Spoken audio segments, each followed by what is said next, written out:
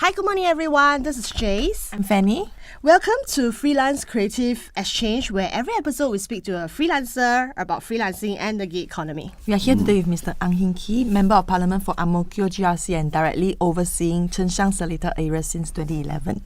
He is also the Assistant Director General for the National Trades Union Congress, in short the NTUC, and Directors of NTUC Freelancers and Self-Employed Unit. Hi, Mr. Ang. Yeah, but only unique thing is that I'm not a freelancer, but I'm involved in the work of freelancing. Yes, that's right. So, and that's why you're very important to the local freelance industry. And all freelancers out there, you must make sure that you tune in to our podcast session for this week. Yeah, Mr. Ang, would you be able to actually start by sharing with us, about NTUC, I would say missions and also objective for this freelancers and self-employed unit, and how did it come about in the first place? Well, the trade union movement in any country, especially locally, looks at the needs of working people. So working people in today's context could be somebody who is employed by someone. He could also be a self-employed person. He may run a small business, or he could be a working person as a freelancer. So looking at it from a very broad perspective, I think any issues facing our working people in Singapore is a matter in which we want to get involved in and look at what are their concerns and perhaps find new solution to address some of the issues that they face. They may affect their daily lives, their income, their sustainability, and more importantly, for many of them, how do you set conditions right so that their passion in this particular field of vocation can be realized?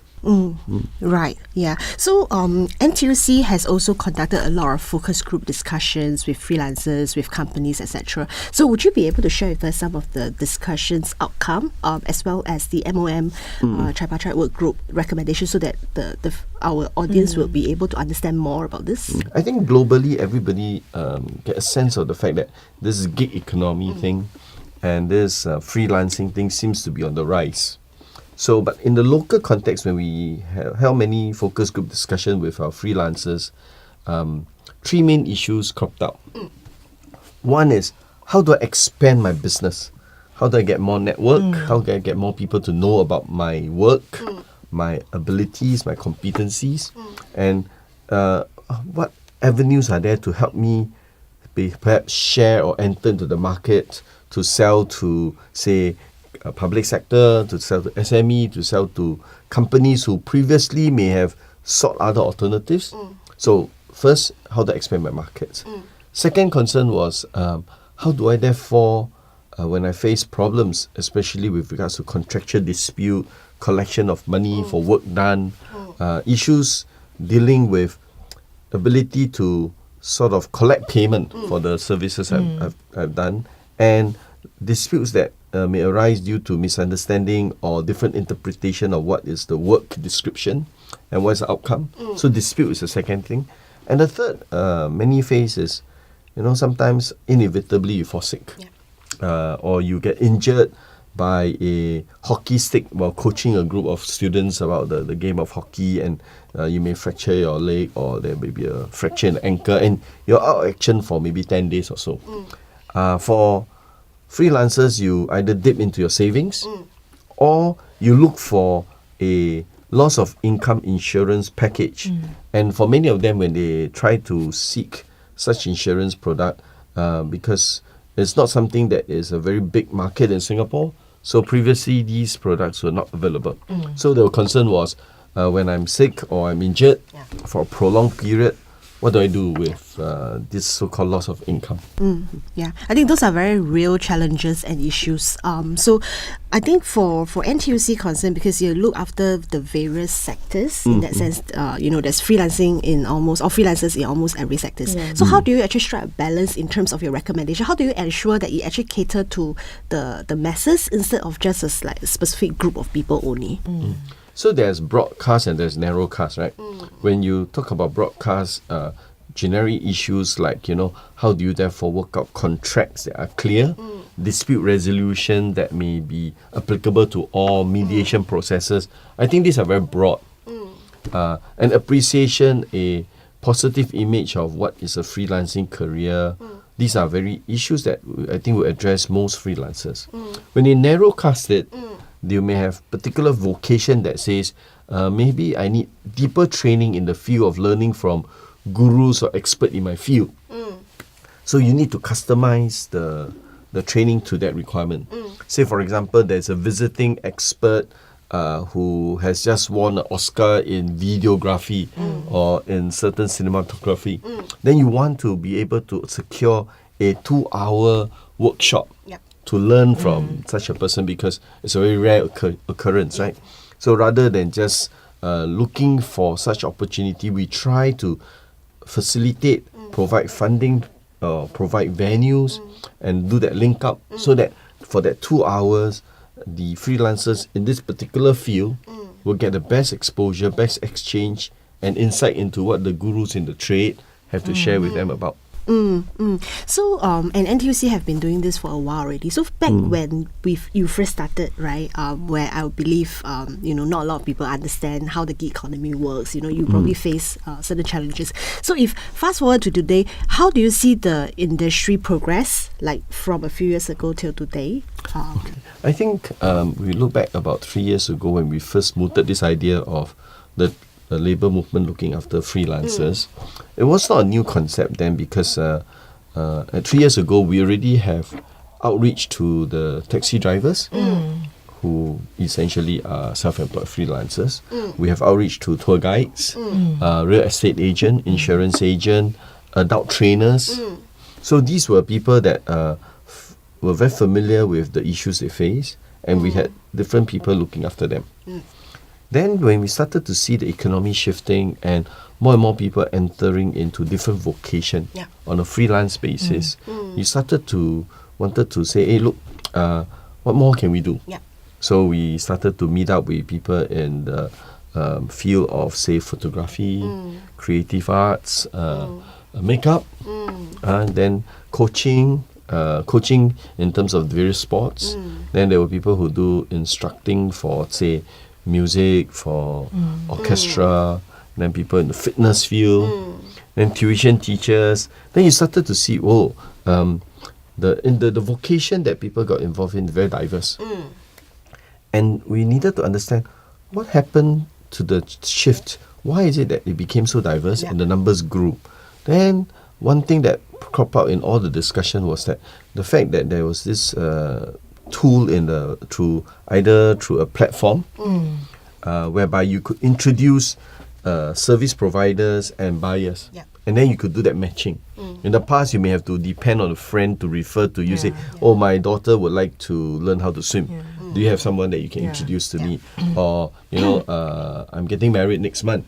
I saw your wedding photos, they were wonderful, could you recommend me? So people rely on word of mouth, and then when this kind of website or this kind of platform emerge, it enable all those with abilities, skills, competencies who want to freelance and offer their services to be matched with more people.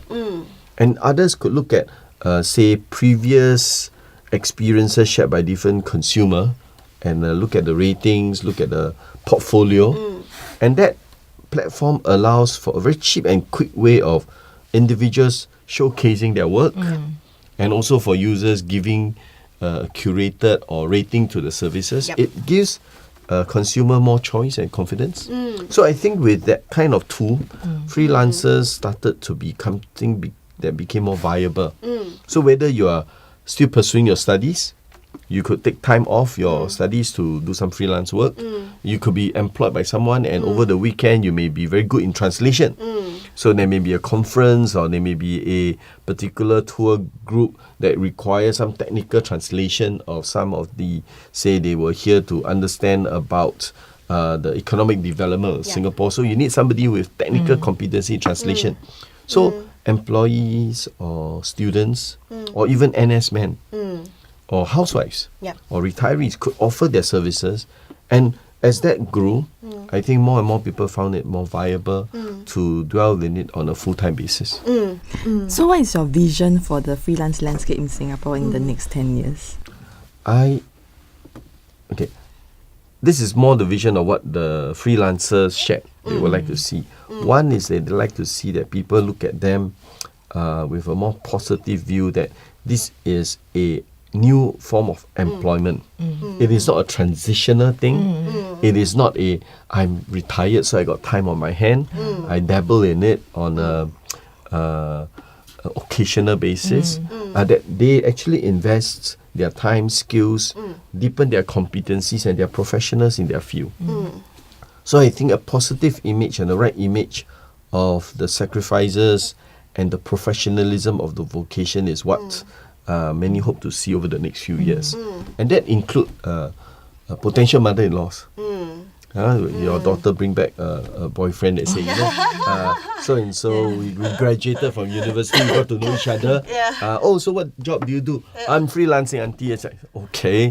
What future can you give to my daughter? And the likes. I think we need to look at the fact that the economic globalization has shifted many economic structure to be disrupted. And what is viable 20 years ago? And what is viable 10 years ago? And what is viable today and 10 years later would shift. Many things that we thought would not happen has happened. Homes could become Airbnb, private car could become shared vehicles. And so things have shifted. And looking forward, I think this vocation and its place in the economic structure will remain. And so generally, I think all of us should embrace those who are involved in it and look at it in a more positive light. So I think that's one very key area. I think second key area is that whilst you are a working person involved in freelancing, let's not forget that you also have medical concern, retirement needs, housing needs.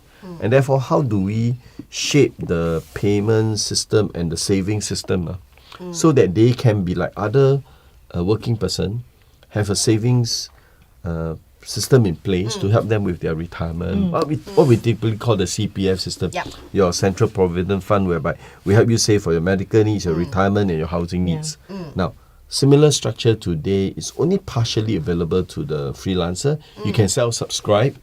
But that, I think, moving forward is a challenge that everyone face in trying to help the freelancers make that a reality, and so that they can be more viable and they will be not put at risk as compared to those who are employed by someone else. Yeah, but I think thanks a lot, Mr. Ang, for sharing. I think the first part of it, which is the mindset part, which is actually very important, because Fanny has a personal story to share where she's applying for her flat. 4 years ago, I was applying. I was getting a place on my own, so I had to fill an application form. And I was a freelancer then. No, it was 6 years ago. So, but I was looking for a box to tick, and then the agent told me I have to tick in the odd job labourer. Odd job labourer. Because there's no option for freelancer or even self-employed, right? So they say, I think it's odd job labourer. I think it's odd job labourer. Actually, that experience was shared by some of the graduates from the Polytechnic, from the university, and from some of our Institute of Higher Learning. They do this post-graduation employment survey. Correct. Many columns. But there was none for freelancer and self-employed. Because I think conventionally people look at the fact that, get yourself educated, train, and look for a job. Or be your own boss. Those were the two alternatives, right? Okay, the third one is take over the family business. Okay, so those were the alternatives. And this was not quite the mainstream. So there was no such box available. But I think increasingly what we need to do is really to give it its rightful place at the mindset of public, and the mindset of our planners, our regulators, and our employers. I mean, if you go for interview and perhaps you want to shift from being a freelancer to an employee, and then person will go, what have you been doing over the last 5 years? I've been freelancing. So nothing much, But on the contrary, it should be, I've been freelancing and I've exposed myself to different clients. I've dealt with different needs. I work for MNCs, for a local company, for SMEs, Singapore regional. I've been able to address the needs of different demands. I have delighted my clients, whether they are from whichever industry, and therefore I've been viable. So it demonstrated my resilience, my versatility, and my creativity. So don't look at it as freelancing means odd job labourer. Right? I think that misconception needs to be addressed to like what we said earlier, give it its rightful place. Yeah, that's right. And then a large part also attribute to the company, which is the hirer, right? People who actually engage freelance service. I think right now, the mindset of a lot of companies is also that, when we first started, when CreativesAtWork first started 6 years ago, right? When we tell our client what we are doing, they say, freelancer, you mean you don't have any full-time employees under you? Then the next question is, are they reliable? Will they run away halfway? So there's a lot of misconception in that sense. So how will NTUC actually, or is it in NTUC plan to actually see how we can actually shift some of the mindset of those SME bosses as well in terms of adopting freelance service? I think employers or procurement managers have traditionally looked at either I hire someone or I outsource it through a third-party agency. Somebody to XYZ company, okay, you can look for the freelancers or your own employees to undertake this project, whether it's a D&D event, a sports day, or a company anniversary celebration. I find a third party, a proxy, you can look for it. Yeah. So basically, I keep my hands quite off what you do. So just deliver the outcome. So increasingly, I think what we wanted to demonstrate to a lot of these buyers is that actually, you could bypass the middleman. You can go direct to the freelancers. The freelancers themselves could assemble their own pool of known talent in the industry. And not only do you save costs, you also can look through the platforms and look at the fact that there were people who appraised them. So you do need to do some homework.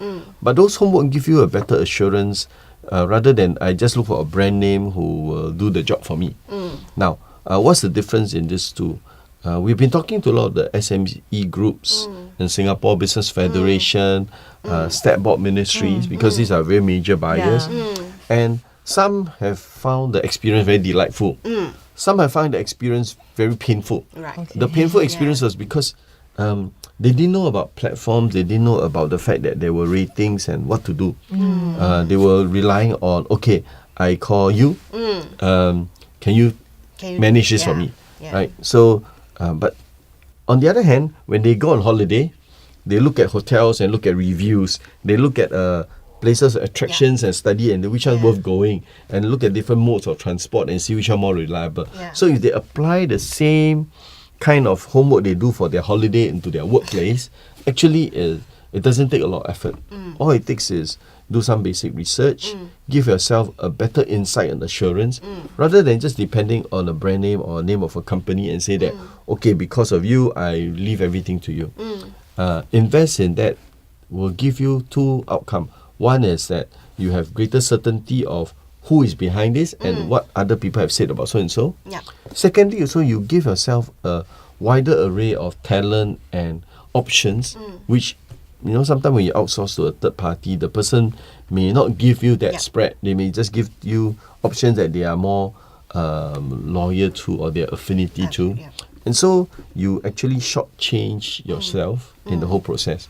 So I think what the NTUC tried to do over the last 2 years is, other than talking to the freelancer and addressing their needs directly, we actually needed to spend more time on expanding the marketplace for them. So if buyers start to appreciate them, know how to assess them, understand what they can do, get a chance to listen to what the freelancers have to offer, get the chance to look at how their procurement system can be tweaked to not look at them as odd job labourer, but to be able to say, look, this is how you should procure, this is how you can incorporate the freelancer needs. So we've held many sessions and discussion with the Ministry of Finance and procurement team, the Singapore Business Federation group, together with their SME, particularly SME, because many of them will require the help of our freelancers. We've been talking to different business communities to be able to shed light into what this pool of talent in Singapore is able to either complement their own existing core team or give a wider berth and greater depth so that the businesses can be more competitive, be able to, say, deliver the best outcome to the clients that they seek to serve. So do you sense there's a change in their mindset given the last 3 years push of freelancing? Do you see more companies wanting to work with freelancers? How is the progress like? Are you happy with the progress so far? I think two things work in the favor of freelancer over the last 3 years. There is a manpower crunch in Singapore. As we expand our business and we invited more investment into our local market, whether it's a tech world, the digital side, new businesses coming in, data analytics, etc. You realize that actually to develop this talent will take some time. And then you don't know whether your business is going to go deep into this or you just wanted to test out some projects. So for our local businesses, the manpower crunch gave the opportunity for our freelancers to complement their shortfall. Okay, so that's one. Second thing that went in our favor was the fact that the freelancers brought along with them new talent, new expertise, which companies started to realize, this is almost like a pilot test opportunity. I could engage the services of the freelancer and find that it actually grew my business. And from there, I started to say either hire the freelancer full-time basis, or I started to get myself involved in it and use freelancer as a guiding post as to whether is this a viable business. So many have started to expand into digital marketing, into data analytics, because previously they have engaged freelancers to deliver these services, and they themselves learn from it. Their clients find them more competitive, and they started to understand, they are a pool of talent. So their HR staff started to understand how to hire people in this field, because I spoke to some of them. They didn't even know how to write out a job description for a data analyst, somebody who understands and able to analyze data. It's like it's not a traditional job. You start to be able to understand. So through working with our freelancer, they started, you mean you can do this, you're able to deliver this. So it helped them crystallize in their thoughts. How do I work with and better complement my core strength with the freelancers that's out there? I mean, based on a study in the US, right, by 2025, half of the US population, working populations, right, are going to be freelancers or contract person rather than full-time hire. Do you foresee that to be the same case for Singapore anytime soon as well? Today, we have 1 in 10 of our workforce involved in self-employed freelance work. I think in any job, whether you're employee or freelancers, the one thing that we are most concerned with is not whether how many people are employed there. One thing we're concerned with in both sides of the coin is, are you underemployed? Are you maximizing your potential? Say, for example, you have a population that's 100% employed. It looks great. You have zero unemployment rate. But if everybody is doing a very low-level job, doesn't fulfill their potential, that doesn't augurs quite well for the economy or for the individual. What you really want is a situation whereby whether you're employee or freelancer, whether you call it gig economy or whichever terminology you have, the person fulfills his best potential, has security for job, medical needs, retirement, and can deliver his passion. But for many of the freelancer, it will be demonstration of my mastery in my vocation. So I think moving forward, this ratio in Singapore will not change too much.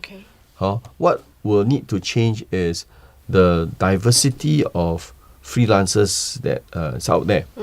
Today, we already see a growing spectrum from people who are data analytics involved in that field, to HR, to finance, to auditing, to marketing, to then your individual service provider, whether it is providing coaching, guiding, driving, etc. So I think that field will grow. But what I would consider most critical is, are you very portable? That means, are you able to toggle between being an employee and a freelancer and move either way as and when the market changes? So when you're portable, that means you are able to be adaptable in this field or this field, and you have the skill set to be employable in both arena. That gives you certainty. So when the market shifts, say for example, this industry is not doing so well at this juncture, you can easily move to the other side. I think what we want to really give certainty to our working people is, if we can have more jobs coming in, whether freelance or employed, have you possess the right skills, make you employable. Once you're able to toggle between the two, whether working locally, overseas, whether being a self-employed or freelance and working for someone, that expands your option. I think there's no greater certainty than that kind of options being made available to the working people in Singapore.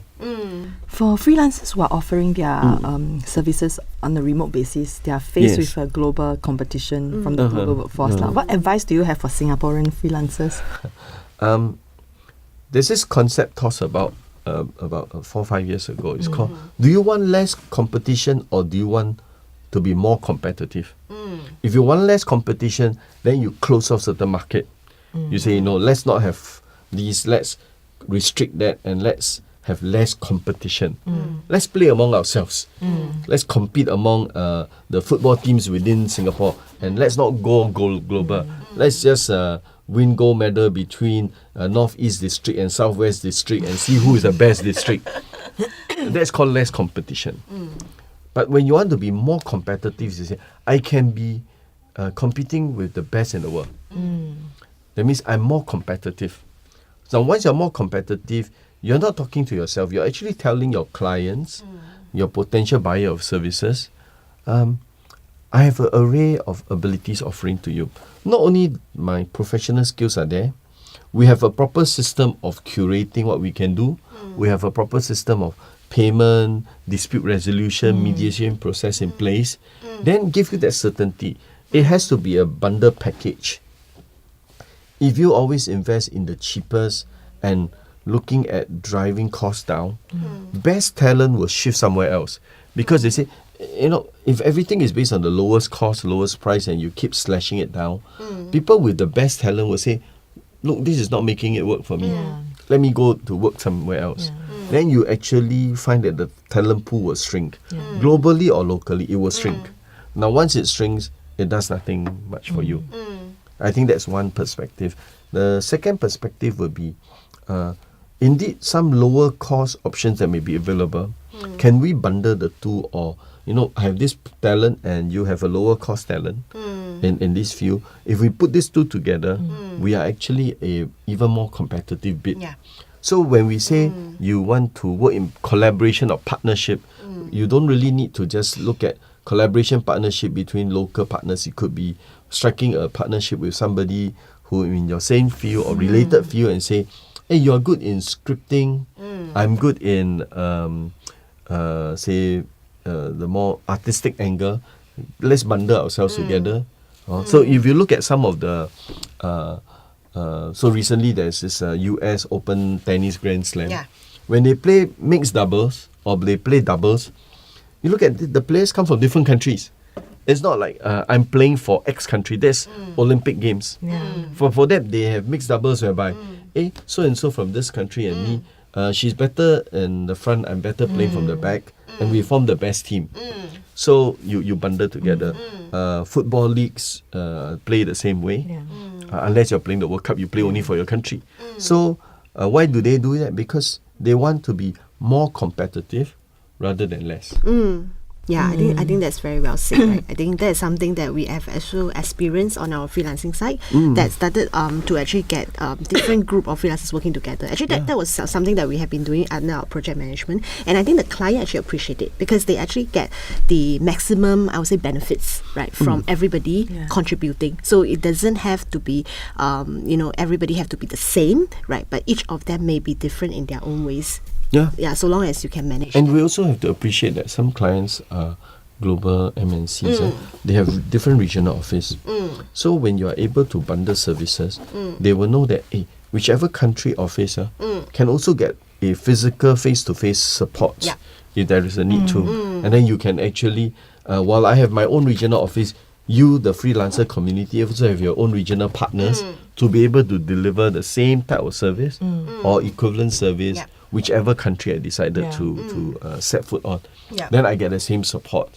So to them, I think their global or regional footprint basically mean that not only the supporting industry got to follow them, but I think freelancers can also take opportunity of their global footprint to enter into a new market as well. So you want to look at it negatively, and we can become let's have less competition, or let's be aggressive and be more competitive. I think we have been always advocating Singapore is a market free economy. We would like to compete with the best in the world. We always try to get investment coming from overseas. We have the new data center from Facebook, from Google setting office here. It cannot be the cheapest venue. We are not a cheap venue, but I think when you come to stability in electricity, water, all the supporting infrastructure, talent, all the logistic, electric supply, cyber security, and the likes of it, the whole bundle makes it work. So that should also apply to our freelancers as well. Yeah. So I guess a lot of freelancers probably will also agree with you. But in your last 3 years, when you deal with so many freelancers meeting them, right? I'm sure there will be a couple who are a bit more negative and more, probably, maybe will ask for more, right? Have you come across such situation or such individual that keep asking, for more and more and more? We do encounter some freelancers who are transiting from, say, maybe they were retrenched or their companies had moved away, and they were midway in their career there, and then suddenly they were forced to have to shift. But when they shift, of course, the first effort was, can I find a related company in the same industry? But when the industry shift, you realize that everybody is not hiring also, so you couldn't quite move to another company in the same industry. Then you try to change industry, and sometimes that requires skills acquisition that takes some time to go. So you couldn't successfully move that. So some move into freelancing. So when they move into freelancing, they realize that yes, I can serve more clients, but what they were used to were not available anymore. Say, hey, who's going to plan my leave, my insurance, my medical, my savings, etc. Then you realize I have to do it all by myself. Then who's going to chase for payment, deal with the accounts, deal with the marketing? Where do I go to? But they are not familiar with the fact that there were platforms, there are business solution providers. So they were all having to juggle everything in the air at one go. So indeed, frustrating times. So when we come across some of them, we brought them into a network of freelancer communities whereby peers could share. We also brought them to meet up with platform owners and business solutions who say that, look, why don't you concentrate 90% of your time on delivering your service? Right. When it comes to billing and chasing for payment, you could actually outsource it to me. The company will provide you that. You want to market your services, go to the platform who will be able to match you with one another. So what you used to go to your HR department, your billing department, your finance, now you have to just switch terminology to go to so and so and this platform or this business solution provider, or meet up instead of a department meeting, meet with communities. Meet with people in the same field who will be able to share with you how to tackle, how to deal with it. So when we started to organize these workshops, some mentor classes to how do I get started being a freelancer. I think you were also partly involved in some of these platforms. And then many questions were like, how do I bill people? How do I charge? How do I chase for payment? And you realize that all these take up a lot of their time. When their main job should be a freelancer job, they realize, hey, all these were taking up precious time. And they didn't know who to go to. So those are frustrating moments indeed. So I think with platforms, with business solution, with community, with mentoring workshop, many of them have found it to be useful. Of course, there is a cost involved. But that cost certainly is lower than the price you will be able to gain from your client if you have devoted more time and more energy into servicing the clients out there.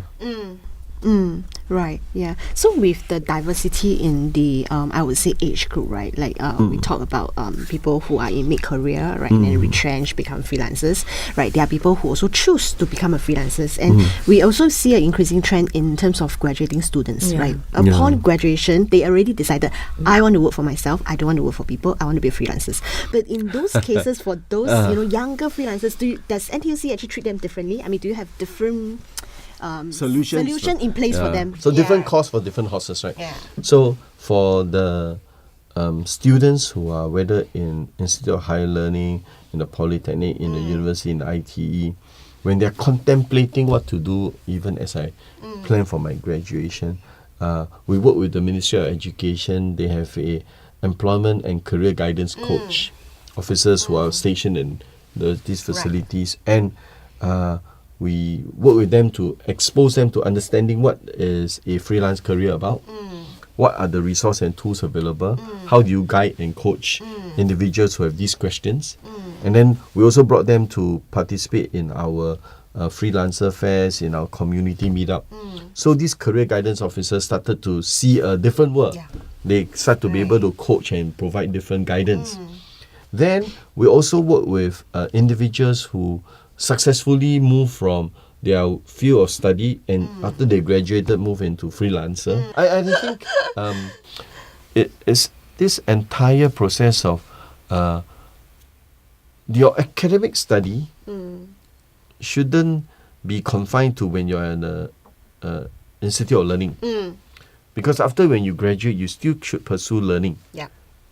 Your exposure to work shouldn't be reserved to after you graduate.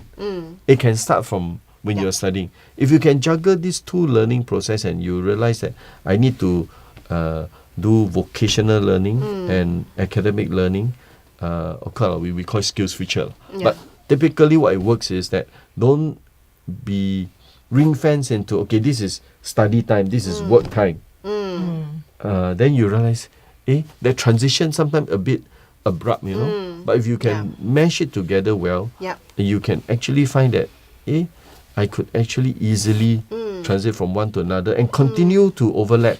That means when I work, I continue to learn, invest in learning, I continue to invest in work. So you basically give yourself the ability to be more hireable, or rather we call it more employable. Yeah, that's right. Were there any stories or personal journeys of freelancers that you have heard or you have encountered that touched you or inspired you? Well, there's this young lady who is a freelance dance instructor. Now, she's both an instructor, but she's also a performer. So let's say there's a stage event, there is a concert, there is a particular series of musical, she will avail herself to be a performer. You get paid as a performer. But during the non-performing hours, she will become a dance instructor in school. Now, that's a very versatile arrangement of your work life, right? You can perform, which build out your portfolio because you perform with other dancers, and then you transfer some of these skills back to the teaching world to teach others. But okay, your instructor me just perform in this musical, and when you dance, there's these new things you could explore. This is how the industry is adapting using different lighting, different system. So you could actually transfer. But then along the way, she got injured in one of the performance. Now, when you're injured the performance, you need recovery. So you couldn't perform. And you couldn't coach also because you're injured. So she was in a fix because either way she was stuck. So I think fortunately she had the foresight to save up to be able to weather some of these rainy days. So which therefore leads to the next point was I think not all are so ready. So what do we do when some inevitably for no fault of their own get injured or fall sick, for a long period of time where there's a loss of income. So we've been working with the insurance company to pitch the idea to them to say, why don't you provide a loss of income insurance coverage for the 223,500 freelancers in Singapore? Close to 250,000, no? So a lot of the insurance companies said, I don't know how to reach to so many of them, and it's just too difficult to talk to different groups. So we've been pitching this idea to them, and finally two of them have decided to roll out a loss of income insurance product, or basically called the prolonged medical leave insurance, and that would basically provide for a payout of say maybe about $100 a day if you pay a premium of about $1 a day. So that will actually give you some form of financial stability even as you try to recover from your illness or injury. So hopefully more freelancers will invest and take up on this one. And the good thing is the government is also taking the lead in preparing themselves to say that, okay, we want to be fair to all freelancers. So for all those who buy such insurance and protect themselves, you cannot compare them for those who don't buy, right? Because there's already a price differential. You know, the differential is $365 a year, right? So how do you therefore level the playing field? And hopefully the government will soon announce a plan to be able to say, for example, I will only buy freelance service from those who have insurance. Then everybody will be able to price their premium paid to the insurance into their bid price and still protect themselves. So don't take the risk of, oh, I need to win this job so I don't buy the insurance so I can be priced lower.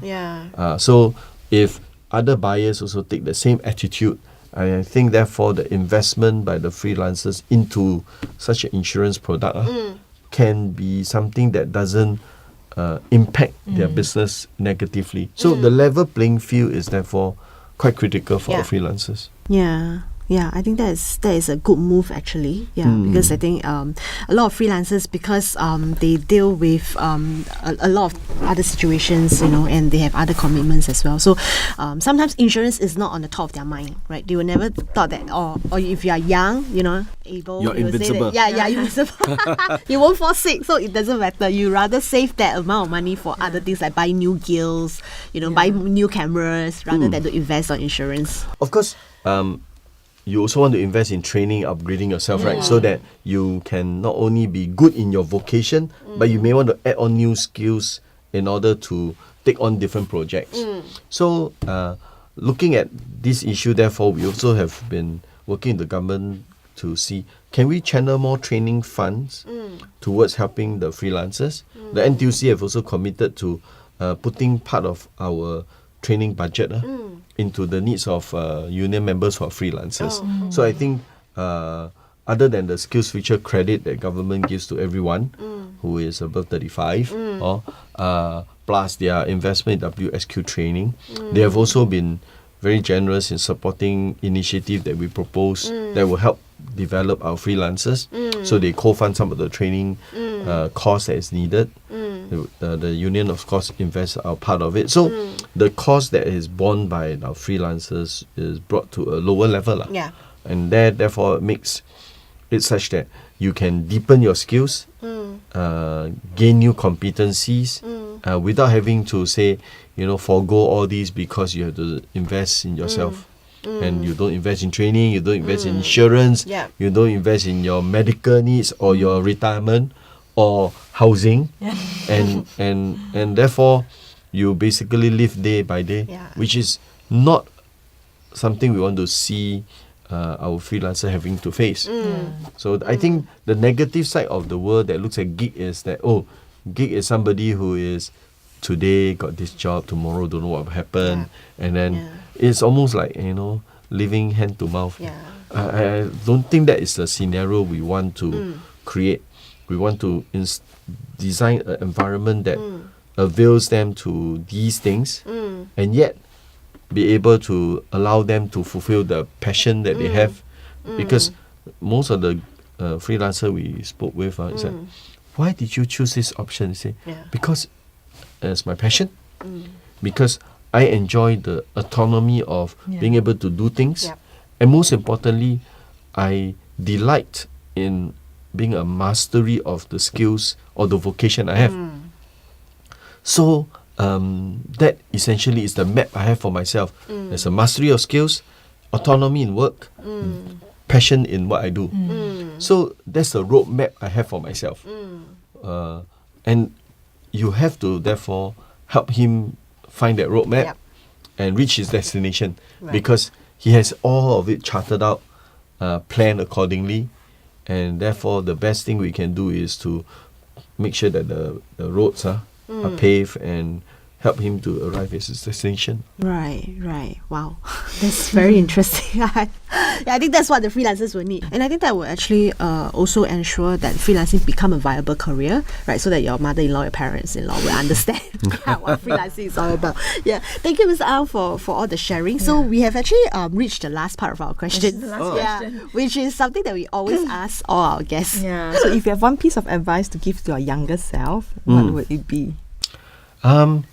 In my younger days, I've worked both locally and overseas. I've worked in China for a period of time.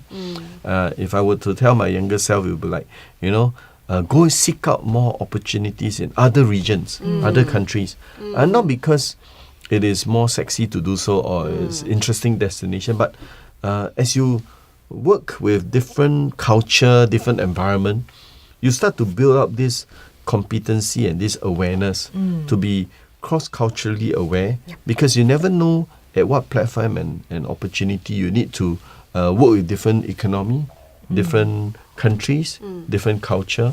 Once you're able to assimilate or be able to work cross-culturally, you will find that you have gained, your organization will gain, and you will be able to expose to a variety of exciting things out there, which can only be good because there is this unique opportunity in Singapore to not only within our country to be exposed globally, but also get a chance to go global and come back again. And that, remember I talk about this toggling between freelancing. If I also can advise my younger self, please toggle between local and regional or global, and then you'll be able to move almost seamlessly between these places. Your life will be further enriched. I think that's something that we also share with our freelancers. I think as a freelancers, right, it's also good for you to have this exposure. And actually, in fact, increasingly we are seeing more younger people who seek to become like what we call the digital nomads. They travel while working. But we also shouldn't confine that to only the rights of the younger people to be nomads. I think even as you grow older, you can be a different kind of nomad, but the same opportunity to avail to you, regardless of whatever age group you're in. Thank you. There's note to the older self. Thank you very much. Thank you. So thank you for tuning in to another episode of the Freelance Creative Exchange. Subscribe to iTunes and leave us a review. Also subscribe to our YouTube channel and leave a comment because we want to know what you want to listen to in our next episode. Follow us at CreativeAtWork on Facebook page as well as our Instagram. Join us next time for a brand new episode of the Freelance Creative Exchange. Until then, bye. Bye. Thank you. Thank you. Thank you.